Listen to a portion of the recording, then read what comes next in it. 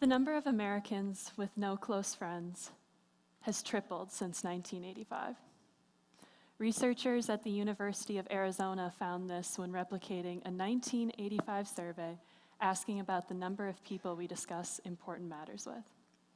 Having 0 close friends is alarming. Americans are basically lonelier than ever. We feel as though we are not seen. We feel as though we are not heard. We feel as though we're not valued or appreciated by anyone. Based on this study, I'm sure many of us have experienced loneliness at some point in our lives. In fact, 1 in 4 of us right here is lonely right now. This loneliness may strike for a variety of reasons. Maybe it's when we move to a new city, when we start a new job, when a relationship ends, or when college begins. And that's where my story began. When I started college in 2015, I had ups and downs. Times when I felt really part of a community, and times when I felt I didn't really belong anywhere. Like many of us do, I chose to hide my loneliness. I could have tried to deal with it through social media like many people my age do. I could have tried to put my best foot forward for all my friends online. But I just couldn't buy into the idea that putting on my most bubbly persona would impact me deeply enough to feel connections with others. Social media users typically do use some sort of persona because we understandably want people to like what we post. We want insecurities to be filtered out, ideas to be clever and amusing. But this obsession with filtering ourselves to suit the masses isn't building meaningful, lasting connections with anyone. But meaningful, lasting connections are what I want. That's what we all want, isn't it? We want to be seen. We want to be heard. We want to feel valued and appreciated. Folks, whether it feels like it sometimes or not, your words do matter to people. And I'm going to share with you how I discovered this for myself and began to minimize the loneliness I experienced at this point in my life. I discovered snail mail. And it taught me that meaningful mail and mail art have the power to counteract loneliness. I found this whole community of people out there who send beautiful letters and art to people through the mail, and I was just itching to become a part of it.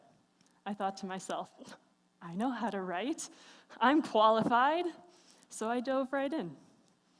The first thing I learned from this experience is that when we create mail for loved ones, we can strengthen those existing relationships. I started this whole process by writing little letters for someone I cared about. I'd put one in a bright orange envelope because she loves Halloween, or another I'd write on the back of a postcard explaining the artist on the front whom I loved. I became so excited with this process. I'd look forward to her reactions because she'd squeal in excitement when someone randomly thought about her and decided to send her something both personal and beautiful. Who wouldn't want to do that for someone? Just imagine flipping through your mail, junk, junk, junk, and then suddenly unearthing something kind, something personal, something beautiful. Pretty soon, my focus each day turned to what I could tell her next, what I could make for her next. My focus was no longer on my loneliness, but on the connection I was building with another person. And this made my experience at college so much more enjoyable and so much less lonely. Since snail mail taught me that it can help me strengthen current relationships, it also taught me that mail has the power to help us build new relationships. So the next thing that I learned is that we can build new relationships through snail mail. Researchers at Kent State University explored the effects of letter writing. They found that when students wrote personal letters to someone that they cared about expressing gratitude for something, they experienced benefits like their perceived quality of life increased and their happiness level is increased. I found this too when I was writing letters. I could write to someone Thanks for coming to visit me this weekend and taking me shopping. It was the highlight of my week. Reflecting like this on how someone made me feel and expressing gratitude gave me a more positive perspective on my life experiences. And I experienced the same benefits that students in the study experienced. My perceived quality of life increased, and my happiness level increased. One study showed why this was good for me. Researchers at the University of Albany, New York, found that it is important for writers to, quote, let go and express their deepest thoughts and feelings, because writing emotionally maximizes the effects of letter writing on our health, our sleep, our loneliness, and it helps us build meaningful, lasting connections. So mail art can help us build new connections. I uncovered a whole community of people who would send mail art to one another. And this was so fascinating to me. One of the ways that they do this is through artist trading cards. They're these miniature works of art that people create solely with the intention of mailing them to others. Some people create them because they enjoy the feeling of sharing their art with people all over the world. Others do it because they enjoy collecting art from all over the world. Here's a few examples of things that I've sent to people. I created this one because I joined a swap of people who wanted to draw cute little shops. And I made this one because I joined a swap of people who wanted to draw birds that time. There's a swap for everyone out there to help you find people with common interests. Pretty soon I found myself swapping mail art with the same people frequently, and it has been a blast. I couldn't stop there. I kept swapping mail. Eventually, as you can probably see, you can create a community through mail.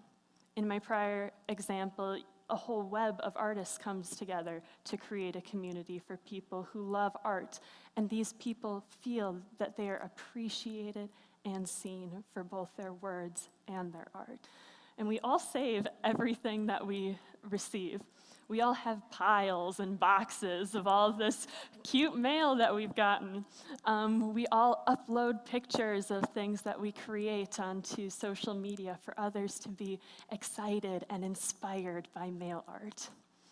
But this community, my community, is not the first time this has happened. Mail art actually began in 1950s New York with an artist named Ray Johnson. He had wanted to somehow share his art with other artists in New York, and the cheapest way to do it at the time was putting his art right on mail instead of uploading it online for free like we can do today. So snail mail was the route that he went with. And through this project, Johnson became affiliated with over 200 New York artists. He wouldn't have had this opportunity had it not been for snail mail. And this idea was truly a hit. People were inspired by it. Since the 50s, there have been numerous conventions and exhibitions entirely dedicated to snail mail.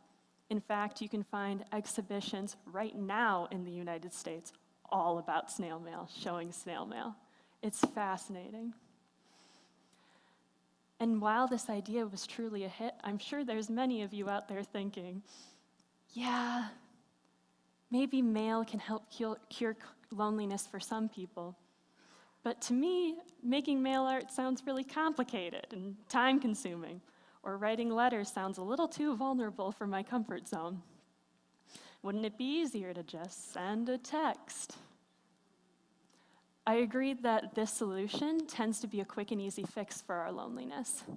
But as I mentioned before, we often kind of use a persona when using social media, and that doesn't help us build meaningful, lasting connections.